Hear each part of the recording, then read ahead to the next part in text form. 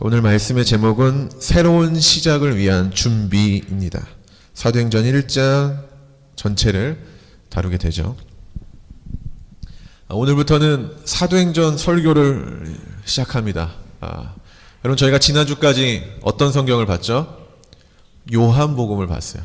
요한복음을 1장부터 마지막 21장까지 한 약 5개월에서 6개월 사이 정도의 기간 동안 전체를 살펴봤습니다. 이제 오늘은 그러한 방식으로 요한복음을 보려고 합니다. 근데 제가 요한복음 설교를 시작할 때도 여러분에게 강조한 게 있어요. 그게 뭐냐면은 개론. 성경을 읽기 전에 가장 기본이 되는 그 개론이 중요하다. 이건 요한복음뿐만 아니라 오늘 우리가 읽게 되는 사도행전, 이것도 포함됩니다. 그러니까 우리가 오늘 볼 것은 사도행전이 어떤 성경인지, 어떤 내용이 담겨 있고 무엇이 중요한지 전체적인 거를 여러분이 알고 있어야 된다는 겁니다. 그래야 여러분 말씀을 읽는데 도움이 되고 또 곁길로 새지 않는 그런 도움을 줄 수 있습니다. 그래서 오늘 여러분 쓸 게 많을 거예요. 좀 집중해서 썼으면 좋겠어요. 개론이라는 것은 이런 거예요. 큰 숲을 먼저 본 다음에 그 숲에 있는 나무를 하나씩 이렇게 보는 거예요.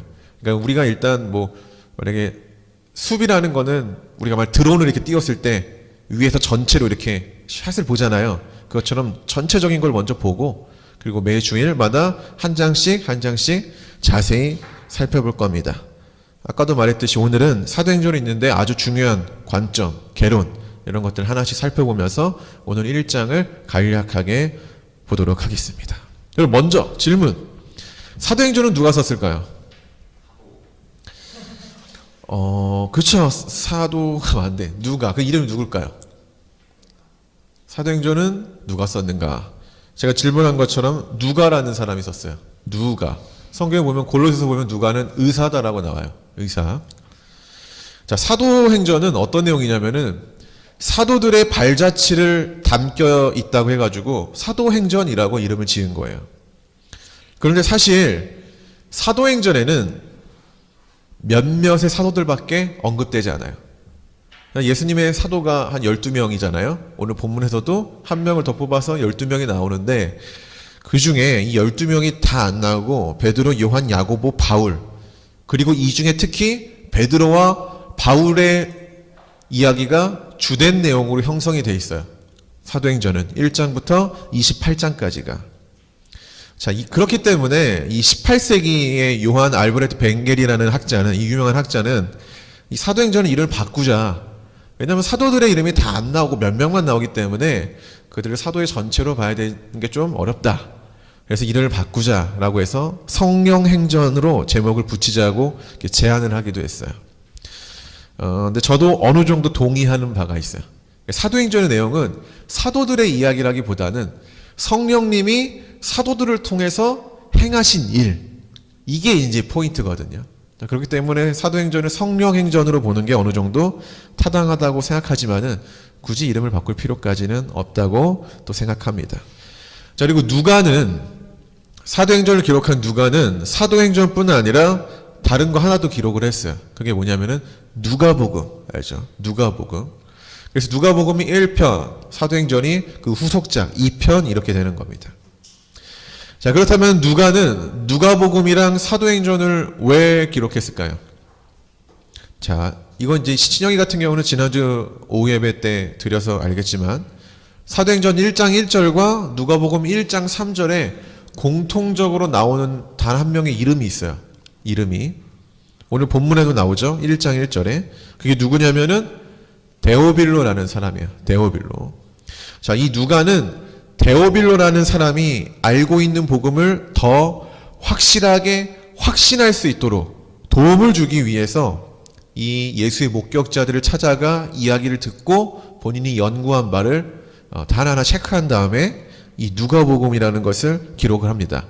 그리고 두 번째 책인 오늘 사도행전은 초기 기독교가 어떻게 시작되었으며 이 예수님의 말씀이, 누가복음에 나타난 그러한 예수님의 말씀이 그런 예수님의 가르침을 따르는 제자들을 통해 어떻게 이루어져 나가는가, 기록된 게 바로 사도행전이에요. 사도행전. 자, 그런데 이러한 것을 데오빌로라는 사람을 위해 기록했다고 누가복음과 사도행전 시작에 나옵니다만 꼭 데오빌로만을 위한 성경은 아니다라는 거예요. 물론 데오빌로를 위하여 누가가 목격자들을 찾아 이야기를 들으며 하나하나 기록을 했지만 이는 이 땅의 데오빌로와 같이 예수의 말씀이 확실한가? 더 이 믿음을 확신하고 싶은 사람들, 예수 그리스도의 흔적을 찾는 모든 이들을 위한 성경이다라는 거예요. 이것을 누가복음 1장 초반부를 보면 알 수 있습니다. 자, 그렇다면 사도행전은 주로 어떤 내용이 형성되어 있는가? 두 가지로 분류를 해볼게요. 사도행전이 몇 장으로 기록되어 있냐면 1장부터 몇 장? 28장까지 기록되어 있어요. 근데 그 중에 1장부터 12장까지는 유대인들한테 복음을 전하는 내용이에요. 자, 유대인들한테 그냥 대략적으로 1장부터 12장은 유대인들에게 복음을 전하는 내용. 자, 그런데 13장부터 마지막 몇 장? 28장까지는 이방인한테 복음을 전하는 내용으로 구성이 돼 있어요. 근데 이거는 자세하게 구분을 지는 게 아니라 대략적으로 이렇게 볼 수 있다라는 거예요. 근데 제가 이제 오늘부터 사도행전을 볼 건데 여러분한테 사도행전이 있는데 가장 중요한 관점, 우리가 오늘 말씀을 읽으면서 중요하게 생각할 관점을 하나 말씀드릴 거예요. 자, 사도행전을 읽으면서 가장 중요한 거는, 제가 읽기에 가장 중요한 거는 사도행전은 오늘 본문의 1장 8절의 말씀 아래에 읽어야 한다는 겁니다. 자, 우리 8절을 한번 읽어볼까요? 8절 시작.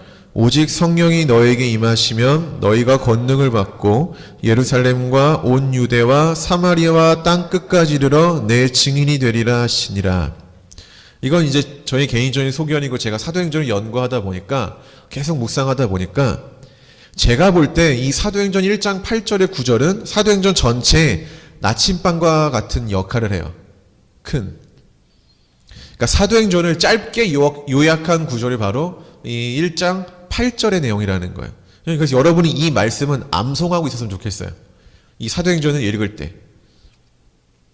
자, 사도행전은 1장 8절에 기록된 예수님의 말씀이 어떻게 성취되는지, 이것이 어떠한 방법으로 사실화가 되는지 기록하고 있다라는 거예요. 오직 성령이 너에게 임하시면 너희가 권능을 받고, 그래서 너희는 누굴까요? 제자들이겠죠. 근데 이 제자들이 권능을 받으니까 예루살렘과 온 유대와 사마리아와 땅끝까지 이르러 예수의 증인이 된다. 이 내용을 풀어서 쭉 얘기한 게 사도행전이라는 거죠. 그래서 우리가 이 사도행전 1장 8절의 말씀에 포커스를 맞춰야 된다. 그리고 포커스를 맞추면서 사도행전 전체를 읽어야 된다는 거예요. 간략하게 얘기하면 이렇게 돼요. 성령이 임하면 복음이 예루살렘부터 제자들의 복음 전파 사역이 시작된다라고 사도행전 1장 8절은 말을 하고 있죠. 자, 그런데 이게 9장 중반부부터는 복음을 전하는 지역이 예루살렘에서 바뀌어요. 유대와 갈릴리아와 사마리아에서 복음이 전파돼요. 그러니까 예루살렘 미리 전해진 거죠. 그 다음에 사도행전 1장 8절에 나오는 그 온 유대와 사마리아가 이 주된 지역으로 바뀌어요. 자, 그런 다음에 마지막 28장에는 이 바울이 로마에 도착을 해가지고 그 복음을 전하는 바울의 이야기로 끝이 나요. 자, 근데 28장이 그 로마가 당시 이 사도행전 안에서는 땅끝과 같은 곳이다라는 거죠. 땅끝. 그래서 이는 사도행전 관점에서 당시 땅끝과 같았던 그 로마에도 복음이 선포되어짐으로 사도행전 1장 8절의 말씀이, 예수님 말씀이 이루어지고 있다는 것을 나타내주고 있는 거예요.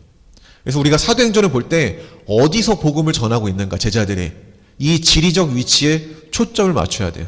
그것에 맞춰서 계속 성경을 보다 보면은 사도행전 1장 8절의 이 내용, 오직 성령이 임하면 너희가 권능을 받고 먼저 예루살렘에서 복음이 전해지고 그 다음 온 유대와 사마리아에 예수의 그 복음이 전해지고 마지막으로 땅끝에도 예수의 복음이 전해지는 것, 그것을 우리가 발견할 수 있다는 거예요.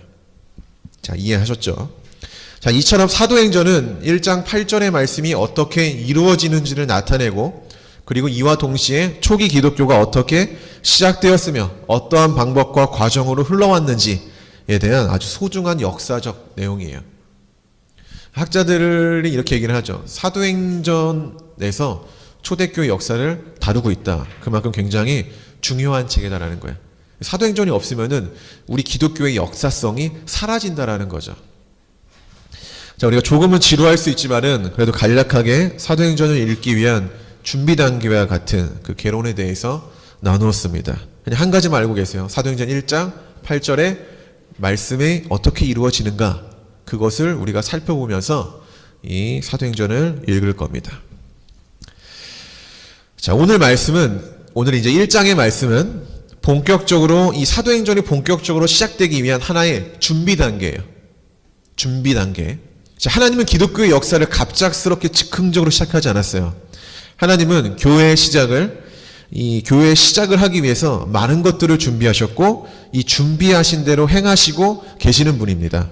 근데 오늘 사도행전 1장의 전체적인 말씀은 하나님이 이 제자들을 통해 하나님 나라의 그 일을 위해 준비하시는 것이 뭔지. 그러니까 이 사도들이 예수의 증인이 되어야 되는데 그냥 증인이 된 게 아니라 그 증인이 될 수 있도록 준비하신 것들이 있다라는 거예요. 그러니까 하나님의 일을 할 수 있도록 그것이 무엇인지 오늘 본문은 말하고 있다는 겁니다. 자, 한번 살펴봅시다. 3절과 4절을 한번 읽어보도록 할까요? 3절과 4절입니다. 시작. 그가 고난받으신 후에 또한 그들에게 확실한 많은 증거로 친히 살아계심을 나타내사 40일 동안 그들에게 모이시며 하나님 나라의 일을 말씀하시니라. 4절. 사도와 함께 모이사 그들에게 분부하여 이르시되 예루살렘을 떠나지 말고 내게서 들은 바 아버지께서 약속하신 것을 기다리라. 자, 여기 3절과 4절을 보면은 예수님은 부활하신 후에 며칠 동안 제자들에게 말씀을 하셨죠? 40일 동안 제자들에게 어떤 말씀을 하십니까? 하나님 나라의 일에 대해서 말씀을 하세요. 자, 40일 동안 하나님 나라의 일에 대해서 말씀하신다. 여기서 아주 중요한 것은 하나님 나라가 뭐냐라는 거예요. 하나님 나라가. 여러분, 하나님 나라가 뭡니까? 하나님 나라. 여기서 이 나라라는 말은 헬라어로 바실레야라고 해요. 바실레야. 이게 왕국이라는 뜻이에요. 정확히 말해서 하나님의 왕국이죠. 자, 그런데 이 하나님 나라는 하나님이 통치하는 나라, 즉 하나님의 통치에 의해 존재하는 나라를 말을 하는 거예요. 이게 죽고 가는 천국, 그걸 말하는 게 아닙니다. 이 땅에서 하나님의 통치, 하나님의 명령을 받고 살아가는 사람들의 그 나라를 말을 하는 거예요. 자, 그런데 이 왕국이 형성이 되기 위해서는 몇 가지 조건이 있어요. 첫째, 왕의 통치가 있어야 됩니다. 왕의 통치. 그게 복음서의 내용이에요. 누가 왕이냐? 로마 황제가 왕이냐? 아니면은 예수가 왕이냐? 이러면서 복음서가 말하는 게 예수 그리스도가 우리의 진짜 왕이다라는 걸 보여줬죠. 자, 그런데 왕이 있다고 해서 그 나라가 완성이 됩니까? 아니겠죠. 뭐가 필요하죠? 백성. 그 왕을 따르는 백성들이 있어야 이 하나님 나라가 완성이 되는 거예요. 근데 이 백성들, 그러니까 하나님 나라의 이 통치자를 따르는 그 백성들이 있어야 되고 또 하나 있어야 돼요. 뭘까요? 왕과 백성과 또 뭐가 있어야 이 왕국이 형성이 됩니까? 땅이 있어요. 이 세 가지 조건이 있어야만 이 국가가 형성이 되는 거예요. 그래서 구약성에서 막 가나안 땅을 들어가야 된다 막 이런 얘기를 하잖아요. 어떤 그런 이미지들이 있는 건데 오늘은 이 땅에 대해서는 얘기하지 않고 두 가지, 하나님에 대해서 그리고 그 백성에 대해서 얘기를 할 건데, 이 다시 말해서 이 하나님 나라의 일이란 누가 하나님의 다스리심을 받는 백성이 되는가. 그러니까 우리의 왕이신 예수 그리스도의 그 통치를 받는 백성, 그러니까 누가 그 백성이 되는가에 대한 일을 말을 하는 거예요. 첫째는 통치자인 하나님에 대해서, 두 번째는 그 통치자인 왕이신 그 하나님의 다스리심을 받는 백성이 누가 되는가, 즉 예수 그리스도의 복음을 말하는 거죠. 자, 이게 하나님 나라의 그 일에 관련된 내용입니다. 자, 그리고 예수님은 제자들에게 두 가지 명령을 하십니다. 오늘 본문에서 4절에 보면은 하나는 떠나지 말라. 그리고 두 번째 다른 하나는 기다려라. 이 이야기를 해요. 자, 먼저 기다림은 모든 시작의 준비 단계며 인생은 기다림의 연속이죠. 다만 무엇을 기다리느냐에 이게 좀 다를 뿐이에요. 사람마다. 무엇을 기다리느냐. 대부분의 이 세상에 속한 사람들은 인생에서 대박과 같은 성공을 기다리죠. 그렇지 않습니까? 그것이 인생의 목적이기도 해요. 자, 그래서 이것을 잡으려고 각자의 방법으로 기다리며 준비라는 것을 합니다. 그리스도인들도 마찬가지죠. 왜? 이 세상에 속해 있으니까. 다르지 않아요.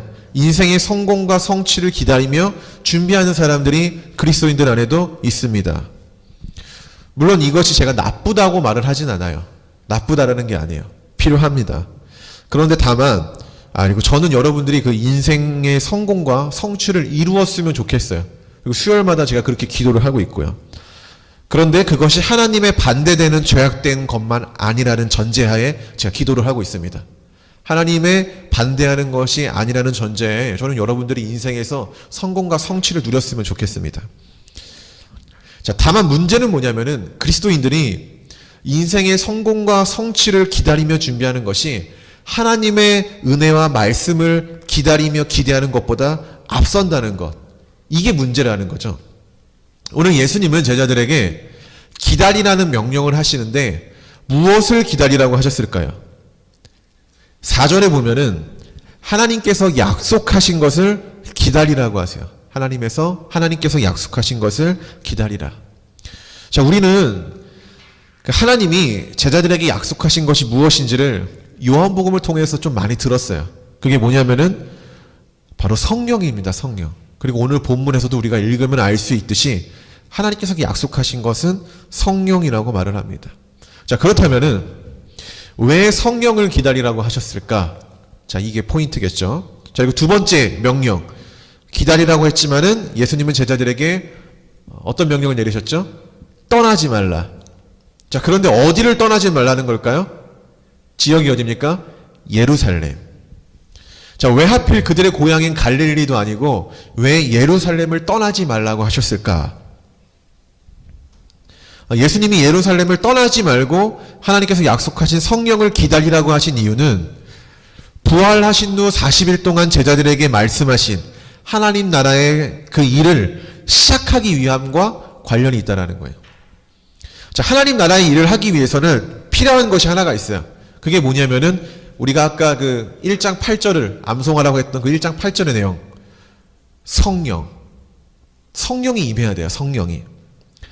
성령이 임하면 제자들이 권능을 받고 예수의 증인이 된다. 땅끝까지. 그런데 성령이 맨 처음 임하는 장소가 1장 8절에 어디라고 나옵니까? 예루살렘이라고 나와요. 예루살렘. 다른 지역이 아니라 예루살렘. 그렇게 예수님은 제자들에게 예루살렘을 떠나지 말고 기다리라는 거예요. 거기 너네가 있어야 성령이 임하니까. 그것이 임해야만 너희가 진정으로 제자다운 삶을 살 수 있으니까 그 장소에 가고 떠나지 말고 기다리라는 거예요. 그곳에서 하나님이 제자들을 위해 준비하신 것, 바로 그것을 기다리라는 겁니다. 우리 한 번 더 암송하는 차원에서 8절 한 번 더 읽어봅시다. 8절. 오직 성령이 시작. 오직 성령이 너에게 임하시면 너희가 권능을 받고 예루살렘과 온 유대와 사마리아와 땅 끝까지 이르러 내 증인이 되리라 하시니라. 제가 좋아하는 말이 있어요. 좋아하는 말이라기보다 제 인생에서 가장 큰 영향을 끼친 말이 있어요. 이게 뭐냐면은 준비는 아무도 빌려주지 않는다. 제가 예전에 20대 때 은행 중반에 은행을 갔는데 은행 VIP실을 들어가게 된 경험이 있는데 거기 그게 딱 붙어 있었어요. 제가 너무 그 글귀를 뭐라고 해야 되지? 너무 좋아서 사진을 찍어서 한번 이렇게 페이스북인가 거기다 올린 적도 있어요. 당시 20대 중반이었던 저에게 준비는 아무도 빌려주지 않는다라는 그 글귀가 굉장히 의미심장하게 다가왔어요. 준비는 아무도 빌려주지 않는다. 여러분, 저는 하나님은 준비된 사람을 쓰신다라고 믿어요. 분명히. 준비되지 않는 자를 쓰시지 않는 것 같아요. 다만 하나님은 하나님의 일을 할 수 있도록 준비되지 않는 자를 준비시키는 분이시기도 하세요. 자, 이건 아셔야 됩니다. 오늘 본문에서 하나님은 제자들이 하나님 나라의 일을 할 수 있도록 성령님을 준비하세요. 그러니까 그들을 준비시키는 거죠. 아직 그들이 때가 안 됐으니까, 아직 그만한 능력이 안 됐으니까 그들이 그 능력을 갖출 수 있도록 하나님이 그들을 위해서 준비시키고 있는 거죠.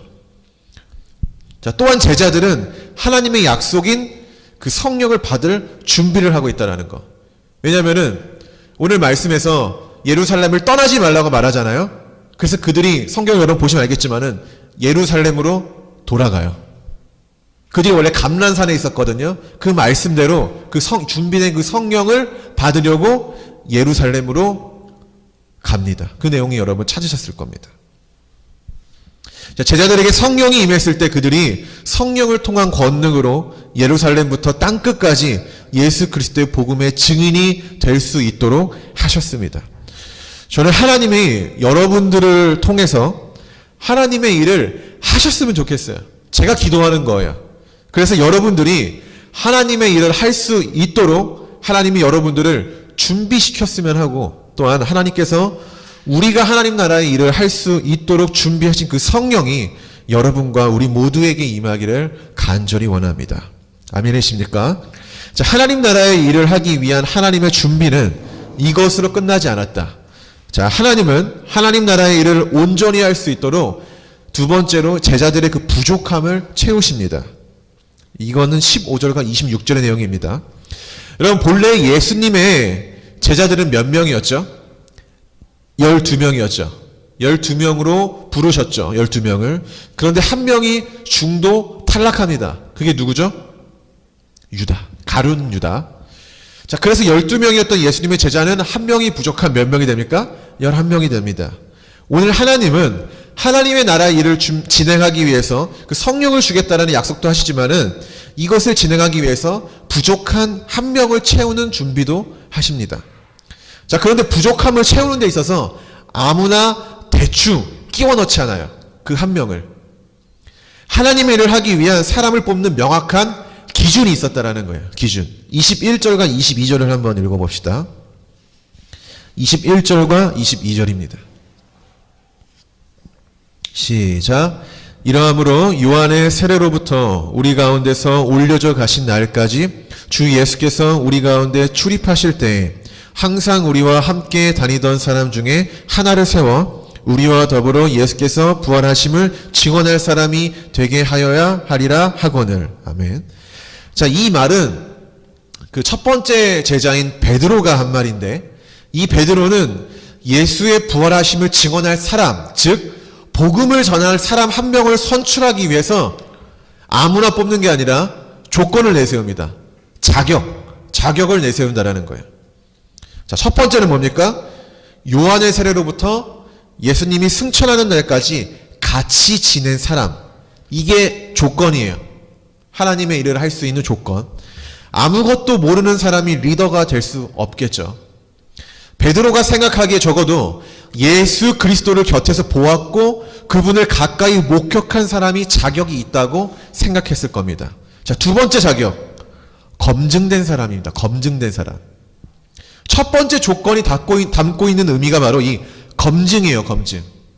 우리가 적어도 우리를 이끌어줄 리더를 세울 때 여러분 아무나 세우겠습니까? 그렇지 않죠. 적어도 여러분에게 검증된 사람을 세울 거란 말이죠. 근데 이 초대교회도 똑같은 거예요. 초대교회도.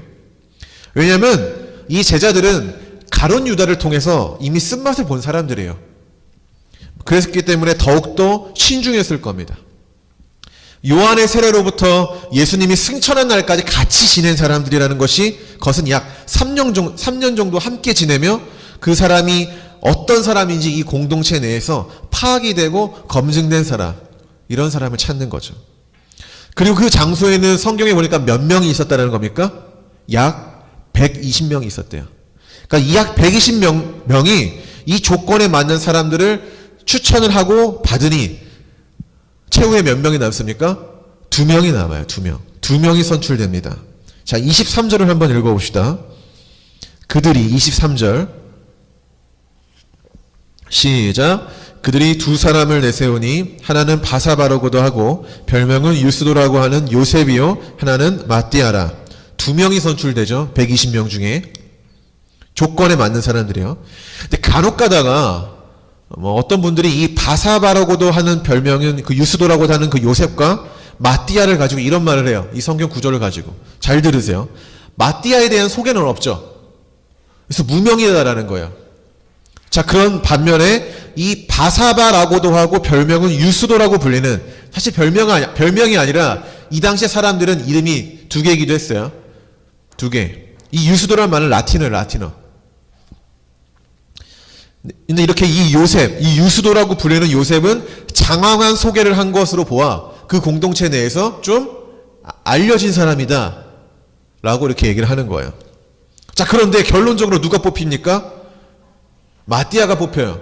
공동체 내에서 별로 알려지지 않았다라고 생각하는 그 마띠아가 뽑힙니다. 그래서 하나님은 유명한 자가 아닌 무명한 자를 뽑아서 사용했다라는 해석을 하는 경우가 있어요. 물론 하나님이 무명한 자를 뽑아서 사용하실 수 있는 분이기도 해요. 그런데 오늘 본문 안에서 이런 해석은 앞뒤가 맞지 않죠. 왜냐하면은 분명 요셉이나 마띠아는 이 120명이 모인 사람들의 추천에 의해 뽑혔어요. 그냥 추천이 아니라 조건이 있었죠. 그 조건에 부합하는 사람, 이 자격에 합당한 사람들을 뽑은 거예요. 2명. 그 둘은 그들이 요구하는 자격에 합당한 사람들이라는 거죠. 솔직히 이 둘 중에 누가 사도가 되어도 전혀 이상하지 않는 제자들이라는 거예요. 결론적으로 이 두 사람 중 마띠아라는 제자가 사도로 뽑혔는데, 자, 근데 이 마띠아를 뽑은 방식이 또 굉장히 독특해요. 자, 26절을 한번 읽어봅시다. 이들이 리더를 어떻게 선출했는지 한번 봅시다. 26절. 시작. 제비 뽑아 마띠아를 얻으니 그가 11사도의 수에 들어가니라. 아멘. 초대교회는 이 교회가 처음 시작된 맨 처음에 그 교회는 아주 중요한 사도를 선출하는데 제비 뽑기라는 방식을 사용해요. 제비 뽑기. 저는 이해할 수가 없어요. 제비 뽑기. 자, 어떤 사람들은 이 구절에서 영감을 얻어서 이 교회에서 어떤 중요한 결정을 내릴 때 제비 뽑기 방식을 사용해야 된다고 얘기를 하는 거예요.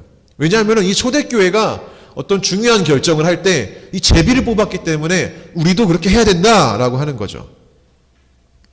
그런데 성경에서 제비 뽑기 방식을 사용했다고 해서 이 방법이 하나님의 일을 하는 사람들을 뽑을 때마다 제비 뽑기를 해야 되는 걸까요?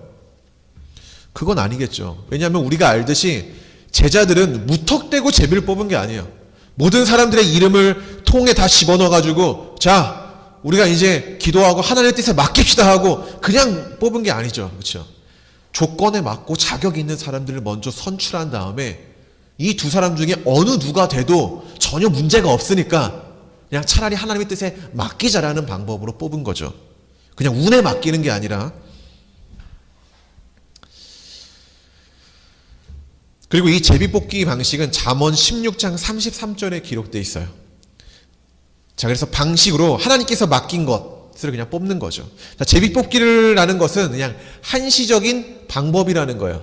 그렇기 때문에 이 성경에서 제비뽑기 방식을 사용했다고 해서 이 교회를 운영할 때 항상 이런 것들을 도입해야 되는 건 아니다라는 거죠.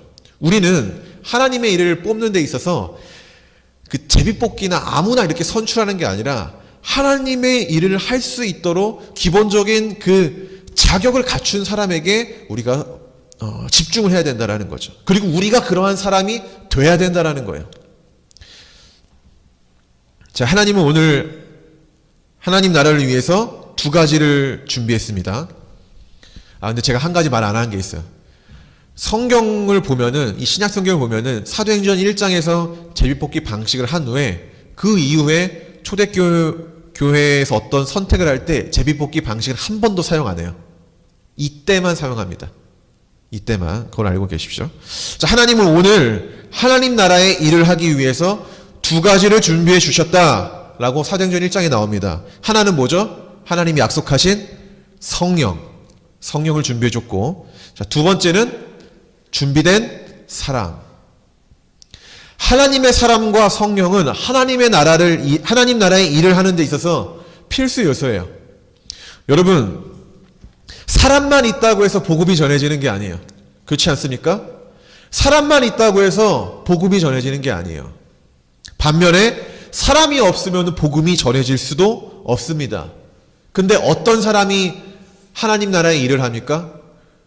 하나님의 영을 받은 사람, 성령을 받은 사람이 하나님 나라의 일을 하는 거예요. 저는 여러분들이 그런 사람이 되기를 주의 이름으로 축복합니다. 그리고 성령이 임하지 아니하면은 이 복음의 능력이 나타나지 않는다. 이 두 가지를 겸비하는 우리 교회가 되길 바랍니다. 결론입니다. 준비하시는 하나님. 오늘 사도행전 1장은 준비하시는 하나님. 여러분, 우리가 이 교회를 세우면서 참으로 많이 경험하는 하나님이 어떤 하나님이냐면은 준비하시는 하나님이에요. 제가 항상 얘기하지만 저희 불과 1년 한 4개월 전만 해도 6개월인가요? 한 1년 6개월 전만 해도 저희 집 거실 2평 정도 되는 곳에서 우리가 예배를 드렸는데 이 1년이 지난 후에 1년이 지난 후에 저희가 이렇게 공간을 얻었다라는 것은 저는 정말 하나님의 기적이라고 생각이 됩니다. 여러분, 저희 교회는 기본적인 상식으로 현재 우리 교회는 유지할 수 없는 구조예요. 유지할 수 없는 구조. 이게 기본적인 산수만 알고 있어도 우리 교회는 유지가 안 돼요. 만약에 일반적인 사고로 보면은 저희 교회는 망해도 벌써 문을 닫아야 정상입니다. 망해도. 그런데 놀라운 거는 이 교회가 그래도 우리가 갖고 있는 것보다 몇 배가 되는 것들을 우리가 행하고 있다는 거죠. 하나님은 저는 믿어요. 우리 교회를 준비시키고 부족함을 항상 채우고 있는 하나님을 날마다 경험하기 때문에 믿습니다. 그런데 문제는 그게 아니라 뭐냐면은 왜 도대체 무엇 때문에 하나님이 이 복음 안의 새 교회를 존재하게 만드시고 계속적으로 유지하고 계시느냐 이거예요. 수학이 아니라 산수로만 계산해도 우리는 이 교회를 유지할 수가 없는데 왜 하나님은 우리 교회를 자꾸 유지시키시고 이렇게 이끌어 가시는 것일까? 그것은 오늘 사도행전 1장에 나온 것처럼 하나님 나라의 일 때문이에요. 하나님 나라의 일 때문에 이 교회를 존재하게 만드시는 거예요. 교회의 존재 목적은 다른 게 아니에요. 하나님 나라의 일을 해야 하기 때문이며 하나님이 이 교회를 세우시고 계속 존재하시도록 허락하시는 이유, 이 일을 해야 하기 때문이라고 저는 믿습니다. 하나님은 우리 복음 안의 세계를 위해 준비하고 계세요. 계속적으로 준비하고 계세요. 그리고 제자들에게 떠나지 말라고 그리고 기다리라고 하신 것처럼 우리도 우리의 자리를 떠나지 말고 기다려야 합니다. 이 말씀에 순종하는 사람들이 저는 그 놀라운 기적을 경험할 수 있다고 믿습니다. 그리하면 하나님의 때에 하나님이 약속하신 것들이 이 교회에 주어질 거고 여기에 앉아있는 여러분들에게도 그 기회가 그리고 그 축복이 주어질 거라고 믿습니다. 그리고 저도 그렇게 기도하고 있고요. 우리가 그 준비하시는 하나님, 여러분의 삶을 준비하시고 여러분의 그 미래를 또 인도하시는 그 하나님을 믿으며 멈추어 기다리는 그 하나님의 약속을 기다리는 성도가 되기를 주의 이름으로 축원합니다. 기도하겠습니다.